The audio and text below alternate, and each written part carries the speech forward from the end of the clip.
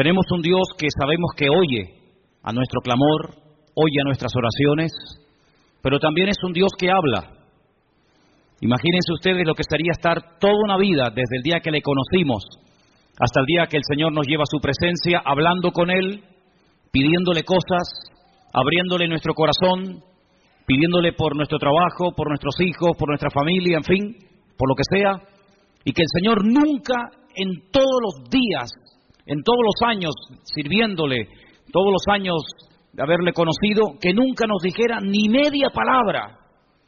Imagínense lo que sería estar casado con un hombre o con una mujer, que tú le cuentas tus problemas, tus necesidades, cómo te ha ido el día, si has peleado con el jefe de la empresa, si has tenido un problema con el niño, si el niño se cayó, si sacó buenas notas, si aprobó, si estás enfermo o enferma, y que tu cónyuge en todos los años de tu matrimonio, 10, 15, 20, 30 o lo que sea, nunca te dijera absolutamente nada, ni bueno ni malo. Sería una situación tremendamente triste, ¿sí o no? ¿Sí o no? Si quieren, pruébenlo. Estén en los próximos años sin hablarse el uno al otro para que veáis. ¿Sabes que había hace siglos una forma de matar a una persona en las tribus? Matarlo lentamente, torturarlo. Y era practicar lo que se llamaba el ostracismo. Era no hablarle, no dirigirle la palabra, no saludarlo, ni siquiera mirarlo a la cara. Terminaban muriendo de pena y arrojándose por barrancos, quitándose la vida, al ver que nadie, aunque estuviera rodeado de personas, nadie te dirigía la palabra. Damos gracias al Señor de que nuestro Dios no es así. Nuestro Dios no es sordo, pero nuestro Dios tampoco es mudo. Él habla. Y hay muchos textos a lo largo de la palabra de Dios donde vemos que Dios habla individualmente, colectivamente, durante el día, durante la noche, en momentos de urgencia, en la cárcel, en fin, en muchísimas situaciones, momentos y lugares de la vida. No siempre habla igual. No siempre el que tiene que oír la voz de Dios la oye. La Biblia nos enseña que hay momentos en los que la ceguera, la dureza de corazón, la actitud del hombre es tan mala que aunque el Señor le esté hablando no se entera. Y es tremendamente triste ver que a veces Dios le habla a la gente, le está mostrando el camino, le está indicando que por ahí no va bien, o por aquí va bien, o esto hay que hacerlo, o aquello no hay que hacerlo, y él ni se inmuta, ni se entera. Es como si el mensaje le pasara por encima de su cabeza. Vamos a ver en esta tarde diferentes formas como Dios nos puede hablar a nosotros, sí, hermanos, en pleno siglo XXI. Hoy en día nuestro Dios también habla. Hechos capítulo 8. Hemos leído, nuestro hermano Marco nos leía que había comenzado la persecución en Jerusalén. Todo iba muy bonito, todo iba muy bien, pero la persecución comenzó, los creyentes tuvieron que salir despavoridos, huyendo a diferentes lugares. Y la Biblia nos cuenta en el capítulo 8 del libro de los Hechos la historia de uno de los diáconos de la iglesia primitiva. Eran varios, no nos cuenta la historia de todos, pero sí nos da detalles acerca de uno, personalmente, de Felipe.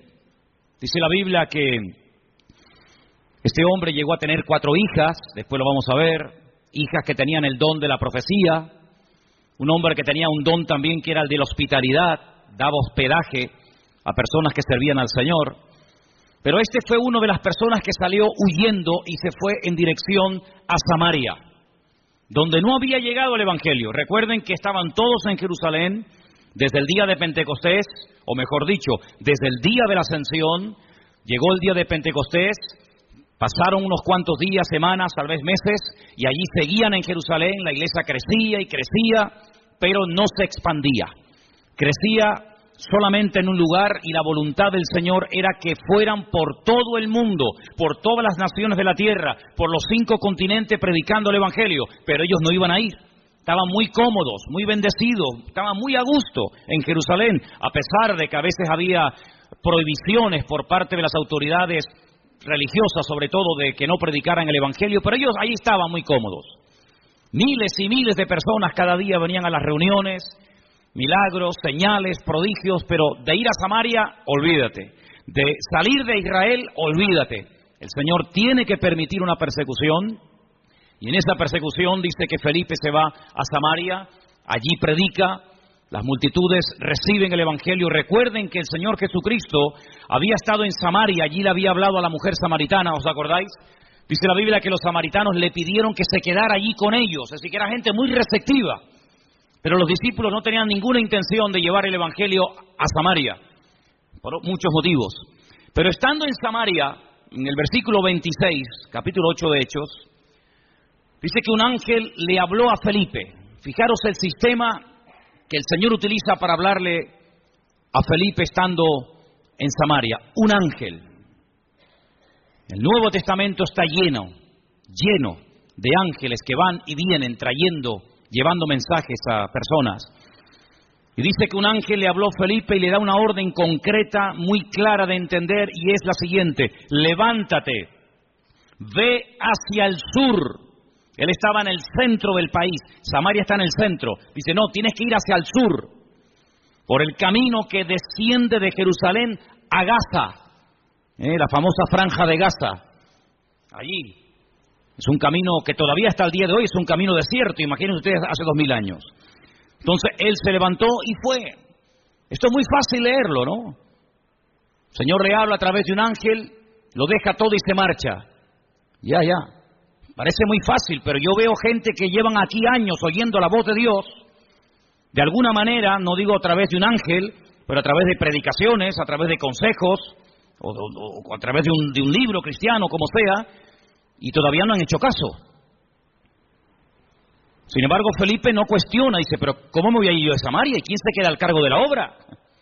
Yo he abierto esta obra, yo la estoy pastoreando, yo la estoy atendiendo, la gente es recién convertida, la gente es nueva. Aquí hay un mover de Dios tremendo. ¿Cómo me voy a ir yo de aquí? Y además, ¿a dónde? Me tendré que ir a un sitio mejor, ¿no? No, al desierto. No cuestiona la orden, no pone excusas, no dice yo no puedo, yo estoy demasiado liado ahora mismo, búscate a otro. Sino que dice que se levantó y se fue al desierto, en obediencia. Yo llamo a este hombre Felipe el obediente. Amén, hermanos. Felipe el obediente. No cuestiona, no duda, no pospone la orden, sino que dice, se levantó y se fue. Y sucedió, ahora sigue el resto de la historia diciéndonos, que un etíope, eunuco, funcionario de Candace, la reina de los etíopes, el cual estaba sobre todos sus tesoros y había venido a Jerusalén para adorar, volvía sentado en su carro leyendo al profeta Isaías. Ya había ido a Jerusalén, menudo viaje en carro, desde África, desde Etiopía hasta Jerusalén. Viaje enorme. No fue en avión, no fue en tren, no fue en coche, fue montado en un carro que por muy cómodo que fuera, pues imagínate. Y ahora volvía. El objetivo por el cual había ido de Etiopía a Jerusalén era para adorar a Dios. Primero, él no iba a poder entrar en cualquier parte del templo. Primero, porque no era judío. Segundo, porque era eunuco. Y por otras muchas cosas más. Sin embargo, el hombre no se desanima por sus limitaciones, sino que va a Jerusalén, y me llama la atención que dice que había llevado mucho dinero, todos sus tesoros. Claro, es que no le iba a resultar nada fácil que un rabino judío le vendiera nada más y nada menos que el rollo, el pergamino del profeta Isaías. Eso le habrá costado una auténtica fortuna. Venderle a un extranjero, a un no judío, el libro del profeta Isaías, eso costaba una fortuna. Pero él volvía y dice que venía leyendo. Luego tuvo que aprender a leer en hebreo, porque él como etíope no hablaba hebreo. Pero era tanto el interés, era tanto el anhelo que tenía este hombre de buscar a Dios, que tuvo que aprender, alguien le tuvo que enseñar a leer en hebreo y a entender lo que leía. Y no contento con haber ido a adorar al templo a Jerusalén, volvía aprovechando el tiempo, sentado en su carro leyendo al profeta Isaías. Y yo le doy de verdad infinitas gracias al Señor, porque el Señor le mostró, el Señor le inspiró a Lucas, que es el que escribe este relato, y nos cuenta qué trozo del libro de Isaías venía leyendo, nada más y nada menos que una parte del famoso capítulo 53 del libro de Isaías, que se titula Sufrimientos del siervo del Señor. Y el pasaje que leía era este, versículo 32. Como oveja a la muerte fue llevado, como cordero mudo delante del que lo trasquila, así no abrió su boca. En su humillación no se le hizo justicia. Mas su generación, ¿quién la contará? Porque fue quitada de la tierra su vida. Si yo pregunto en esta tarde, y por favor respondan, ¿de quién está hablando aquí el profeta Isaías? Del Señor Jesucristo. Todos los creyentes, por poco tiempo que lleven, al leer este texto, como cordero mudo fue llevado al matadero. En su humillación no se le hizo justicia. Su generación, ¿quién la contará? Automáticamente tú dices, está hablando de Cristo. Sin embargo, él no lo sabía. ¿Te das cuenta? ¿Te das cuenta cómo a veces tu conocimiento, por poco que sea, puede ser muchísimo en comparación con mucha gente que no sabe absolutamente nada de nada? Un pasaje tan claro, tan fácil, tan sencillo de entender. Este pobre hombre no sabía de quién estaba hablando. Y entonces fijaros en el verso 29, ahora no es otro ángel el que tiene que acercarse a Felipe, sino que ahora dice, el Espíritu le dice a Felipe, acércate y júntate a ese carro. Tal vez una voz interior, el Espíritu le habla claramente, el hombre se acerca, presta atención y mira cómo sabía Felipe que venía leyendo al profeta Isaías. Claro, hoy en día es muy fácil tener toda la Biblia debajo del brazo, toda la Torá, todos los profetas, todos los salmos, los evangelios, los libros proféticos, los libros poéticos. Es una maravilla, ¿sí o no? Es una maravilla poder llevar la Biblia, hermanos, y saber toda la historia, lo que Dios hizo en el Antiguo Testamento, lo que hizo en el Nuevo, lo que hará en el futuro, etcétera, etcétera. Conocer todos los detalles de la primera, de la segunda venida de Cristo, el descenso del Espíritu Santo, el arrebatamiento de la iglesia, la manifestación del anticristo. Es una maravilla tener todo en nuestras manos, pero ellos no tenían acceso a las Escrituras en aquellos tiempos. Tenían que aprendérselas de memoria. Y mira cómo Felipe no dice, ¿de quién estará leyendo? ¿Qué? Entendió perfectamente el pasaje, sabía que era un capítulo profético, un capítulo que hablaba de los sufrimientos del Mesías, y sabía que ese hombre, ese pasaje, era del profeta Isaías. Y entonces le hace una pregunta muy interesante, versículo 30, ¿entiendes lo que lees? ¿Entiendes algo de lo que estás leyendo? Y él dice, ¿y cómo podré si alguno no me enseñare? Y le rogó a Felipe que se subiera y se juntara con él. Y seguramente viajaron durante días y días viajando por el desierto, hasta que todos conocemos el resto de la historia, cómo este hombre manda parar el carro, este hombre llega a un oasis donde hay agua, pide ser bautizado, el Señor arrebata a Felipe, aparece en otra parte del país, el etíope eunuco se va por su camino, pero añade la palabra gozoso. Y todos conocemos el resto de la historia, incluso la historia nos dice que este hombre llegó a su país, llegó a Etiopía, predicó el Evangelio y hasta el día de hoy, 2000 años después, hay una comunidad de etíopes coptos que creen en el Señor Jesucristo, que son cristianos, y algunos piensan y consideran que es el testimonio, el fruto del testimonio de aquel etíope que aceptó al Señor en el desierto. Es realmente algo increíble. Ahora, yo lo que quiero destacar sobre todo en este pasaje son las dos formas como el Señor le habla a Felipe. Primero, versículo 26, a través de un ángel. Y la segunda forma en el versículo 29, a través del Espíritu, evidentemente a través del Espíritu Santo. Los ángeles aparecen tanto en el Antiguo como en el Nuevo Testamento. Y dicho sea de paso, por si no lo sabías, la primera persona en la Biblia que tiene un encuentro con un ángel es una mujer. Nada más y nada menos que Agar, una egipcia, la madre de Ismael, la madre de las naciones árabes. ¿Qué te parece? O el padre de las naciones árabes.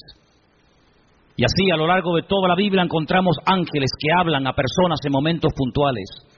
Dice la Biblia que algunos a lo largo de la historia dieron hospedaje a ángeles pensando que eran personas. Y no se daban cuenta de que aunque comían y hablaban y respiraban y los podías tocar, lo que tenían delante de ellos eran auténticos ángeles. Y si no, miren el caso de Abraham, invitando a comer a ángeles. invitando a comer Lot, el sobrino de Abraham, a ángeles en su propia casa.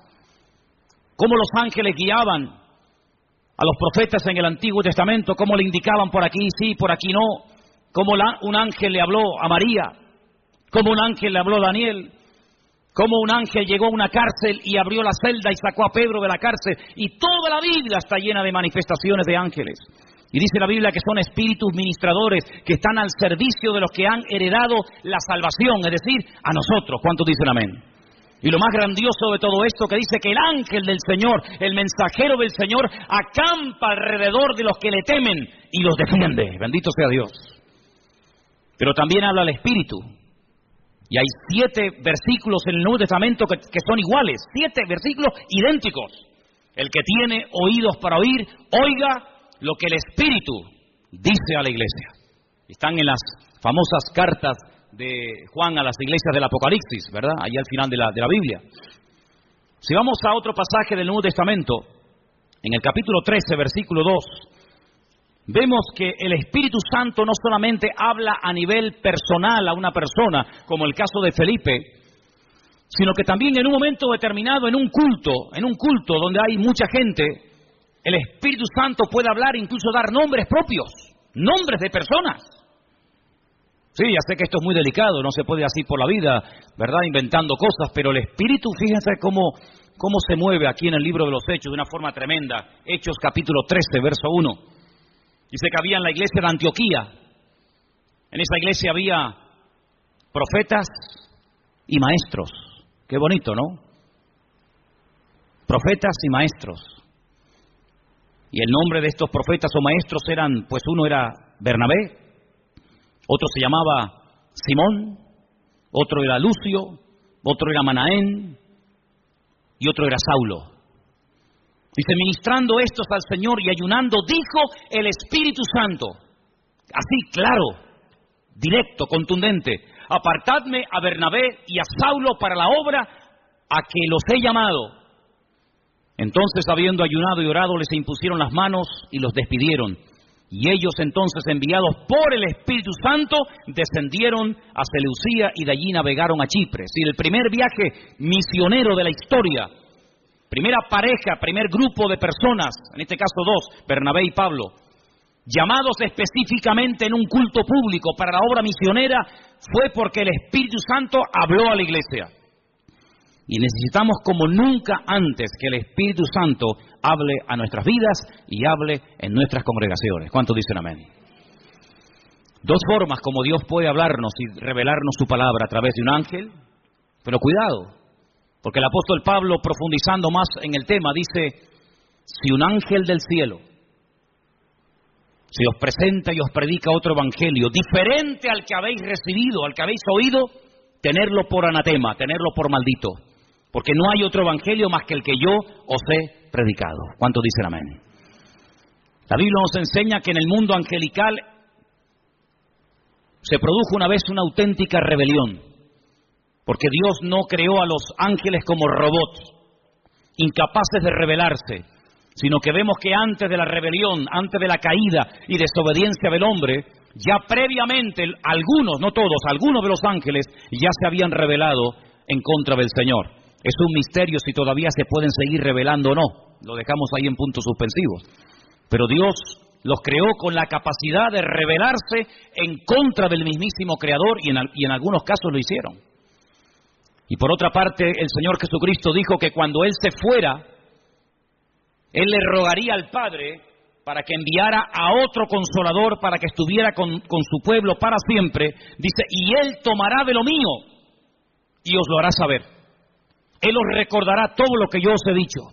Él os enseñará lo que ha de venir. Por lo tanto, la iglesia tiene que afinar los oídos para oír la voz del Espíritu Santo hablando a su corazón. ¿Cuántos dicen amén? Pero hay otras formas como Dios puede revelarnos su voluntad. Capítulo 9 de Hechos, un poquito más adelante. Capítulo 9 nos relata la conversión de Pablo. Es el único personaje que en 3 ocasiones diferentes en el mismo libro nos cuenta su testimonio. Capítulo 9, capítulo 22 y capítulo 26. Interesantísimo, ¿eh? Qué conversión tan espectacular tuvo que ser la de este hombre. Qué impacto tan grande produjo la conversión de Saulo, que no se cuenta una vez, ni dos, sino tres. 3 ocasiones contando su testimonio en 3 lugares y circunstancias diferentes. En el capítulo 9, cuando el apóstol Pablo está recién, por así decirlo, impactado por el Señor, el versículo 10 dice: había entonces en Damasco un discípulo llamado Ananías, a quien el Señor le dijo en visión. Otra forma, el Señor le dijo en visión. No es algo que se inventó. No es algo que él dice, me parece que no. El Señor le habló claramente a través de una visión y le menciona por nombre. Le dice Ananías. Luego la visión no es para Juan, no es para Pedro, no es para Tomás, es para ti, para Ananías. Y él dice, heme aquí, Señor. Y el Señor le dijo, levántate y ve a la calle que se llama Derecha. Busca en casa de Judas a uno llamado Saulo de Tarso, porque él está allí orando. Sí, las instrucciones que le da el Señor son tremendas. No hay género de duda. No puede ir a cualquier parte. Es a la calle llamada Derecha, a una casa cuyo dueño se llama Judas. Y tiene que orar por un hombre que se llama Saulo, que además ha nacido en una región, en una colonia romana que se llama Tarso, y que está allí orando. Madre mía, como para equivocarte, hijo.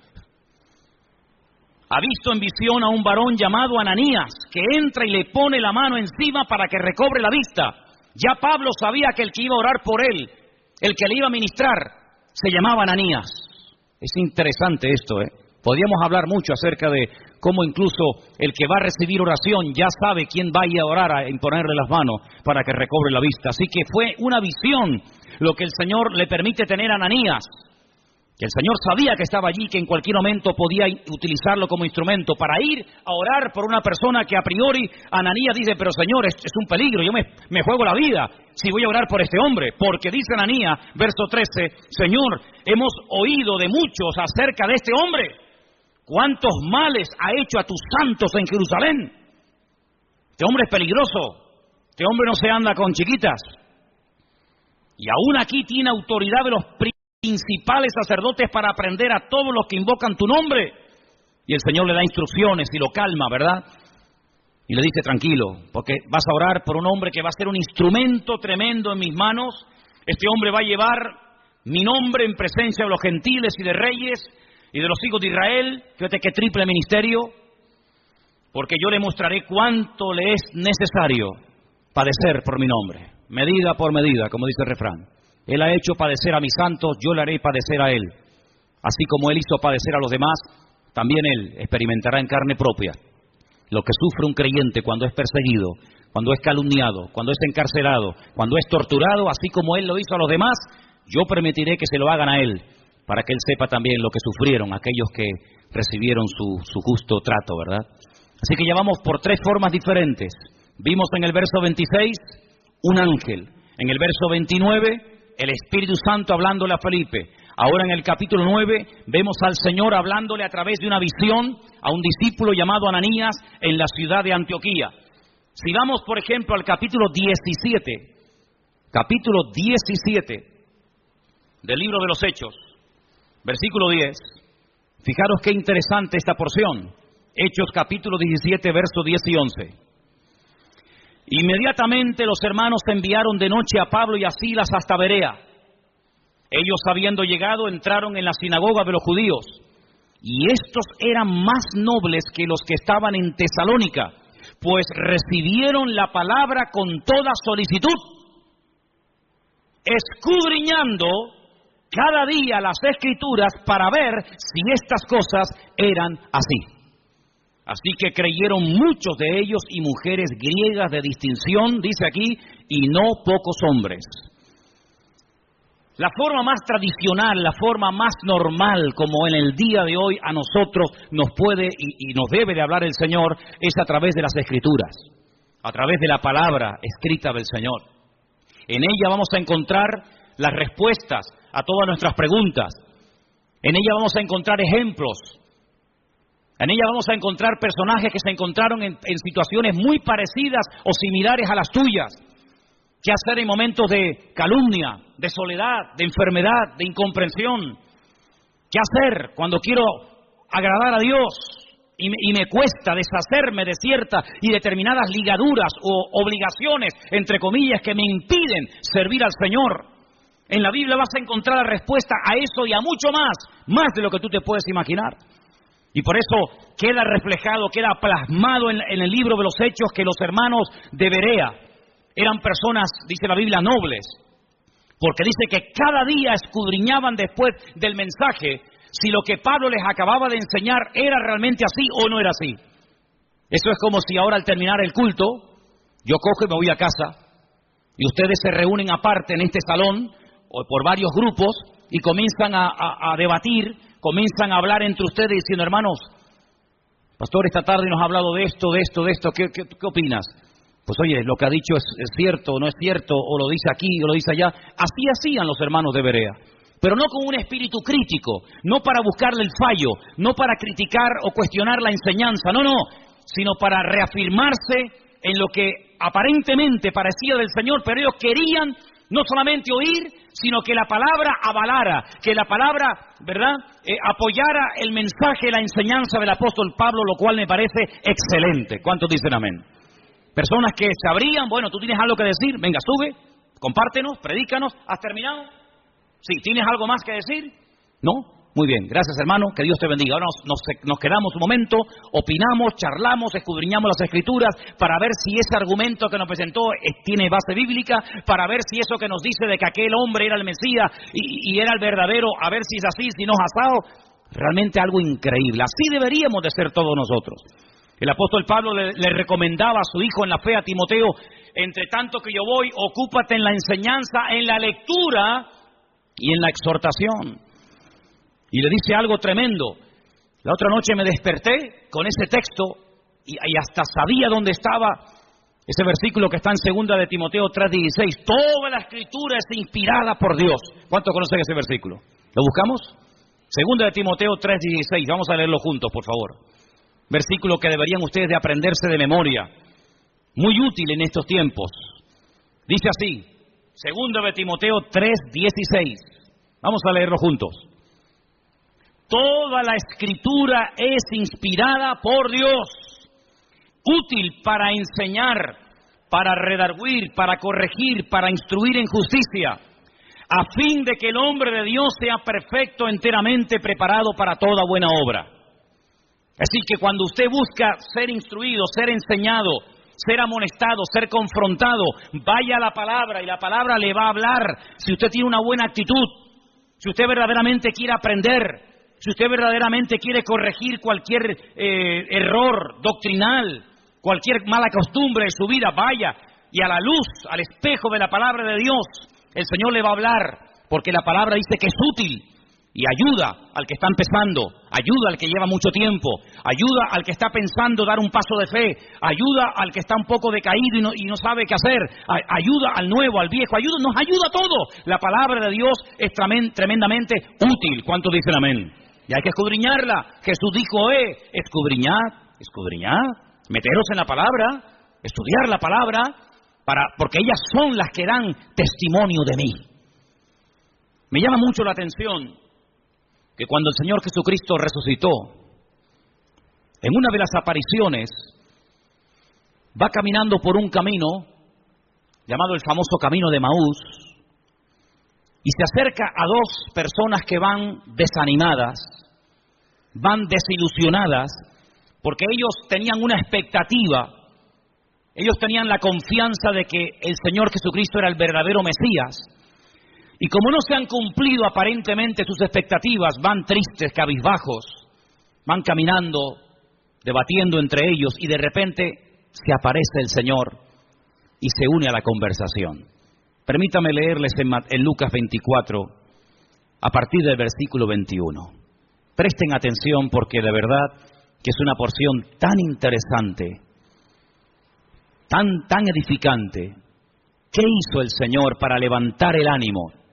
¿Qué hizo el Señor para quitar la tristeza, la desilusión de los corazones de estos dos hombres sinceros que esperaban algo que aparentemente no se cumplió? Veamos. Lucas 24, versículo 21. Nosotros esperábamos que Él era el que había de redimir a Israel. Fíjate qué ilusionados estaban. Por fin ha llegado el Redentor, el Mesías. Esperábamos la redención de Israel. Y ahora, además de todo esto, hoy es ya el tercer día que esto ha acontecido. Parece como que por un momento les pasa por la mente el hecho de que Él había dicho que al tercer día resucitaría. Así que ya van 3 días, no lo hemos visto resucitado, no se cumplió la expectativa que teníamos en Él de que redimiría a Israel de la opresión del yugo romano, volvería a ser instaurada la monarquía, un descendiente de la casa del rey David, nos traería la libertad. Por lo tanto, todas nuestras ilusiones y nuestros sueños se han venido abajo, se han roto. Versículo 22 dice, aunque también nos han asombrado unas mujeres de entre nosotros, las que antes del día fueron al sepulcro y como no hallaron su cuerpo, vinieron diciendo que también habían visto visión de ángeles, quienes les dijeron que Él vive. Aquí hay algo extraño, porque por una parte son conscientes de que unas mujeres, por lo visto, según cuentan ellas, Él ha resucitado, pero el argumento que ellos presentan no es un argumento de fe, no es un argumento contundente, sino dice que ellas dicen que ha resucitado porque no encontraron el cuerpo. Pero no dicen, no, Él ha resucitado, sino que simplemente se agarran al comentario de decir, bueno, dicen que ha resucitado porque no encontraron el cuerpo, pero vete tú a saber. No están muy convencidos de que aquel testimonio era correcto. Además, perdonen las hermanas, en los tiempos de la Biblia, los testimonios de las mujeres no tenían ningún valor. Una mujer daba testimonio de que había visto un crimen, un asesinato o cualquier otra cosa, y no era válido el testimonio de una mujer. Por lo tanto, unas mujeres de entre nosotros, supuestamente de buen testimonio, de confianza, han venido con este comentario, pero entonces dice que algunos fueron de los nuestros al sepulcro y hallaron así como las mujeres habían dicho, pero a Él no le vieron. ¿Pero cómo le van a ver si ha resucitado? Si te quedarías más tranquilo saber que algunos de los nuestros fueron al sepulcro y lo vieron allí, entonces ¿qué testimonio hay en eso? Algunos de los nuestros fueron a comprobar si verdaderamente había resucitado y cuando llegaron allí no lo vieron. Pues ¿te parece poco testimonio? Es que ese es el gran testimonio. Es cuando hemos ido a Jerusalén y nos metemos dentro del sepulcro y algunos hermanos, no siempre, pero algunos me preguntan, dicen, una pregunta ahí, ¿y qué hemos venido a ver aquí? Digo, aquí, nada. Aquí hemos venido a ver una cueva vacía, una tumba vacía. Este es el gran testimonio. Si viniéramos aquí y viéramos que está ocupada, te aseguro que yo no hubiera venido aquí tantas veces. Pero lo grandioso de nosotros es que vamos a Jerusalén y vemos una tumba que está totalmente vacía y se puede visitar. ¿Cuántos dicen amén? Si estuviera ocupada, pues menuda ruina. Vana sería nuestra fe, dice la Biblia. Ahora escucha bien esto. Esto es tremendo. Entonces Él les dijo, ahora habla el Señor, hasta ahora han hablado ellos, ahora va a hablar el Señor y les dice, oh insensatos y tardos de corazón para creer todo lo que los profetas han dicho. Tardos de corazón, ¿por qué os cuesta tanto creer? Eso significa tardos de corazón. ¿Por qué tardáis tanto en creer? Una pregunta, ¿hay alguno entre nosotros que sea tardo de corazón? ¿Alguien que le cueste creer? Has oído el testimonio de fulanito, has visto la vida cambiada de no sé quién, has oído el milagro de tal, has escuchado al pastor predicar, has escuchado el otro día a otro chico predicando, has ido a una iglesia por aquí, has ido a una iglesia por allá. Bueno, todavía no estás convencido. Esto se llama ser tardo de corazón. No tenemos que ser tardos de corazón, tenemos que estar abiertos a creer lo que hay que creer y a rechazar lo que no hay que creer, hermano. ¿Cuántos dicen amén? Hay gente que lee el periódico y todo lo que leen se lo creen. Tienen una fe impresionante en el periódico. O ven un programa de televisión y se creen todo lo que los que han estado en esa tertulia acaban de decir. Pero después cuando leen la Biblia, la dudan y la cuestionan. O sea, en el periódico no hay que tener fe. Donde hay que tener fe es en la palabra de Dios. ¿Cuántos dicen amén? No, es que el periodista el otro día dijo que no sé qué. Pero bueno, ¿el periodista quién es? ¿Es algún profeta? Me dice, tardos de corazón. No era necesario que el Cristo padeciese estas cosas y que entrara en su gloria. ¿Es que acaso ha ocurrido algo por casualidad? ¿Es que se le ha ido de las manos el control al Eterno? ¿No era necesario que ocurriera todo esto? Su muerte, su crucifixión, su rechazo, su resurrección. ¿Era necesario todo esto? Todo ha salido perfecto. Todo ha salido perfecto. Es que Pilato podía haberle librado de la muerte, pero gloria a Dios que no le libró, aunque suene fuerte, ¿sí o no? Gloria a Dios que no dijo, pues no, yo aquí mando. Yo soy el gobernador y os vais todos para casa. Yo a este hombre lo encuentro inocente y lo perdono. Venga, Jesús, vete para casa. Menuda ruina. Yo doy gloria a Dios que Pilato, a pesar de que sabía que era un hombre justo e inocente, lo mandó a crucificar.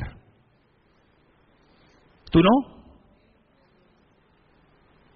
Yo me alegro muchísimo de que nada ni nadie pudo librar de la muerte al Señor. Nada ni nadie. Yo le doy gracias al Señor de que aguantó la tentación de no bajarse de la cruz cuando le decían, si eres el Hijo de Dios, bájate y demuéstralo.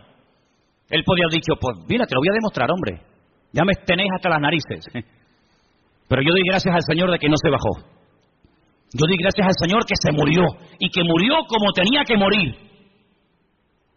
Y también doy gracias al Señor porque todas las profecías que estaban escritas acerca de Él se cumplieron perfectamente. Y por eso Él les dice, todo esto era necesario. Y comenzando desde Moisés, desde la Torá, el Pentateuco, siguiendo por todos los profetas, Isaías, Jeremías, Habacuc, Sofonías, Abdías, Malaquías, etcétera, etcétera, etcétera, les declaraba en todas las escrituras lo que de él decían. Aquí menciona a Moisés, la Torá, menciona a los profetas y menciona las escrituras. Y con esas tres palabras en hebreo forman la palabra Tanaj. Así se llama el Antiguo Testamento en hebreo, Tanaj, que es la unión de la Torá, de los Neviín y de los Ketubín, de los profetas, de los escritos y de la ley de Moisés, la Torá. Y les abrió los ojos y les mostró cómo a través de las escrituras tenían que creer que lo que había ocurrido no era producto de la casualidad. Y por eso, amados, nosotros tenemos hoy en día una herramienta tremenda. Podemos estar seguros de que Jesús no fue un impostor.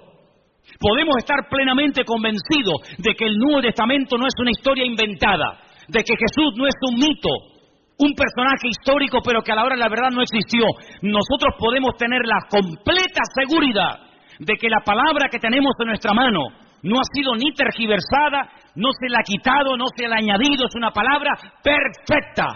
Y el cielo y la tierra podrán pasar, pero su palabra permanecerá por toda la eternidad. La palabra de Dios es la fuente de nuestra fe, es la base, el fundamento de nuestra creencia.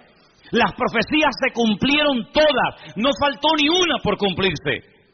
Y no eran producto de la casualidad, sino que todo estaba bajo el control del Señor. Y hoy en día les digo, hermano, que ese Dios que controló la primera venida de Cristo tiene todo bajo su control, y todo lo que está ocurriendo porque Dios así lo está permitiendo. ¿Cuántos dicen amén?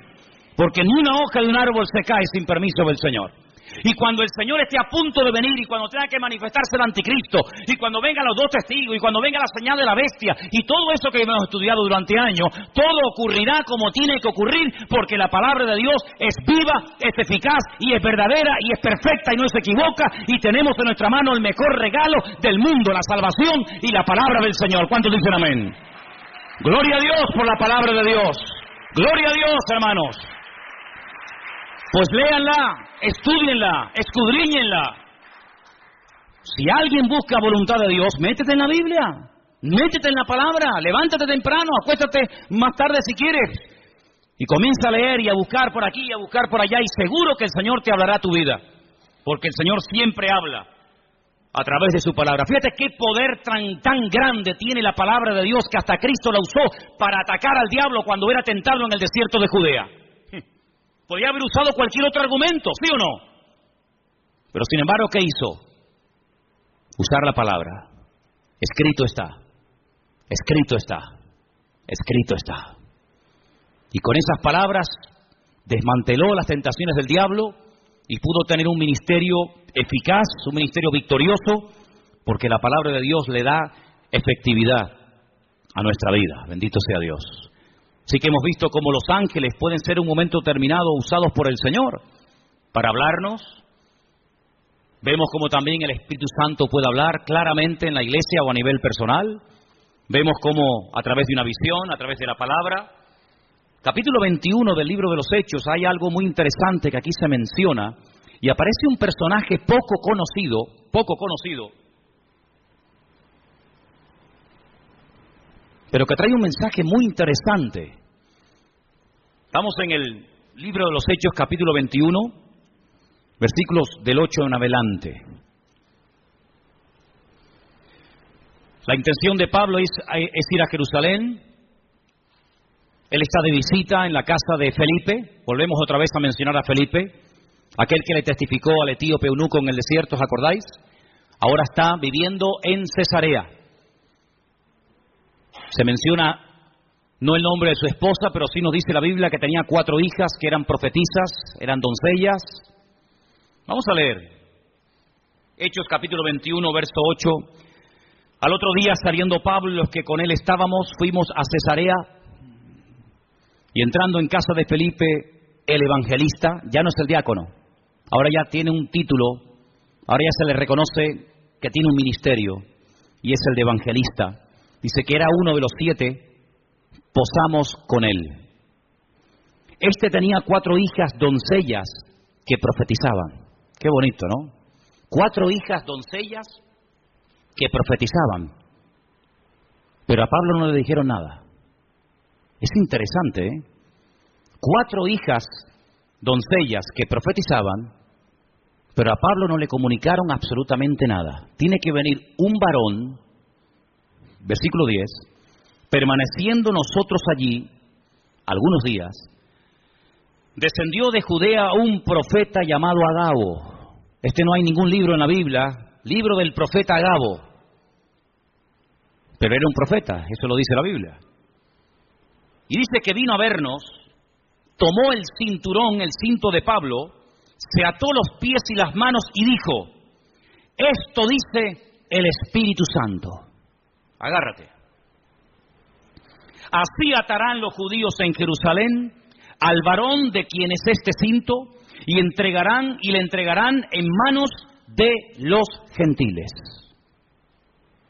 Tremendo, ¿eh? Si el Señor le está advirtiendo, no prohibiendo, que es muy diferente, ¿eh? Una cosa es que Dios te advierta de un peligro, y otra cosa es que Dios te prohíba hacer o decir o ir a un determinado lugar. Aquí el Señor no le está prohibiendo a Pablo nada, sino le está advirtiendo: esto es lo que te va a pasar si subes a Jerusalén. Es como cuando David consultaba con el Señor, tomando el efod, dice la Biblia, consultaba palabra del Señor y decía: Señor, por esta gente que yo he dado tanto, esta ciudad que yo liberé, esta ciudad por la que yo di mi vida, y mis soldados se jugaron la vida para liberarla, si yo me quedo aquí y vienen a reclamarme mi vida, ¿los habitantes de esta ciudad me entregarán sí o no? Y le dice el Señor: sí, te entregarán, seguro, no te quepa la menor duda. ¿Qué hace David? Sabiendo que si se queda en la ciudad le van a entregar, David coge y se marcha. Tenía las 2 opciones, era algo futurible, algo que podía ocurrir. Depende de la actitud del que recibiera el mensaje. Si te quedas, te entregan. Si te vas, no pasa nada. En este caso, Agabo, este profeta que viene de Judea, le dice al apóstol Pablo: mira, así como yo me estoy amarrando con tu cinturón, es un mensaje objetivo para que lo entiendas. Así como me están amarrando con tu cinturón, así te van a amarrar a ti como subas a Jerusalén. ¿Qué hace Pablo? Sigamos leyendo. Versículo 12. Al oír esto, le rogamos nosotros y los de aquel lugar que no subiese a Jerusalén. Entonces Pablo respondió, y miren lo que dice: ¿qué hacéis llorando y quebrantándome el corazón? Porque yo estoy dispuesto no solo a ser atado, mas aún a morir en Jerusalén por el nombre del Señor Jesús. Tremendo, ¿eh? Como no le pudimos persuadir, desistimos diciendo: hágase la voluntad del Señor. A veces le decimos a una persona: no hagas esto, no hagas tal, no hagas cual. Pero en resumidas cuentas, lo que tenemos que orar es: Señor, que se haga tu voluntad en la vida de esta persona. Obligar a una persona a hacer algo que en el fondo no quiere hacer no sirve de nada, porque en cuanto te dé la espalda lo va a hacer. Señor, yo ya le he hablado, Señor, yo ya le he dicho lo que hay, lo que le puede pasar, pero que se haga tu voluntad, porque yo no soy Dios. Haz tú la obra en este hombre o en esta persona. ¿Cuántos dicen amén? Tú sabes lo que te va a pasar. Te van a atar, te van a meter mano, lo vas a pasar mal. Te pedimos, por favor, hermano, que no subas. Yo no sé, y permítame dar una opinión personal, yo no sé si Pablo se equivocó. Yo no sé si Pablo tenía que haber sido más precavido y podía haber dicho, bueno, pues, ¿qué necesidad tengo yo de subir a Jerusalén? Voy a seguir predicando en otros lugares. Yo no sé si Pablo pecó de imprudente. Lo que está bien claro es que Pablo no tenía la prohibición de no subir. Si el Espíritu le hubiera dicho que no subiera, Pablo no hubiera subido, te lo puedo asegurar. Porque Pablo era un obediente a la voz del Señor. Había momentos en los que Pablo quería ir a predicar a un lugar y el Espíritu se lo prohibía y Pablo no insistía. Pablo decía, bueno, pues si no quiere el Señor, no voy, y punto. Había momentos en los que Pablo se dejaba descolgar en un canasto por un muro para salir huyendo, porque él entendía que era el momento de huir, pero hay momentos en los que es el momento de quedarse. Y Pablo entendió que tenía que subir a Jerusalén a pesar de lo que le han advertido que le va a pasar. Luego, aquí hay un mensaje profético personal en la vida de Pablo, que Pablo lo tiene en cuenta, pero por encima de esa palabra profética, por encima de esa palabra de advertencia, diríamos más bien, el apóstol Pablo decide subir y todos conocemos el resto de la historia. La vida de Pablo dio un giro total y absoluto a raíz de esa decisión de subir a Jerusalén.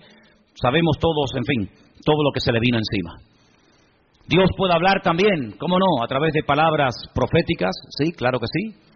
Pero Pablo, por encima de la palabra profética, y este era un profeta verdadero y genuino, por encima de esa palabra, pone el sentir de su corazón y su relación con Dios, y el argumento que presenta es este: no me estéis lloriqueando ni quebrantándome el corazón, porque quiero dejar bien claro que no solamente estoy dispuesto a que me aten y me torturen, sino estoy dispuesto incluso a dar mi vida, si hace falta, por la causa del Evangelio y por mi Señor Jesús. Lo tenía clarísimo en su vida. Así que hemos visto cómo los ángeles, el Espíritu Santo, a través de una visión, el Señor también con voz audible, como no, a través de profecías, pero también hemos visto muchas veces en la palabra de Dios que Dios habla a través de sueños, ¿sí o no? Muchas veces. El caso de José, el caso del otro José, el del Nuevo Testamento, que dice la Biblia que el Señor le habló en un sueño, que tenía que aceptar a su mujer, que no lo había engañado, que no lo había mentido, ¿verdad? Hay momentos en la Biblia en los que Dios habla a través de sueños. La Biblia dice que una de las señales de los últimos tiempos es que los ancianos tendrán sueños y los jóvenes tendrán visiones. Lo dice el profeta Joel en el capítulo 2. Los jóvenes tendrán visiones y los ancianos soñarán sueños. Y si quieres saber si eres joven o anciano, pues mira a ver qué estás. O estás teniendo visiones, estás teniendo sueños. Y ahí ya sabes por dónde van los tiros, ¿no? Pero dicho sea de paso, lo más importante de todo esto es siempre lo que la palabra de Dios termina como conclusión diciéndonos. Podemos tener sueños, podemos tener visiones, podemos tener un sentir.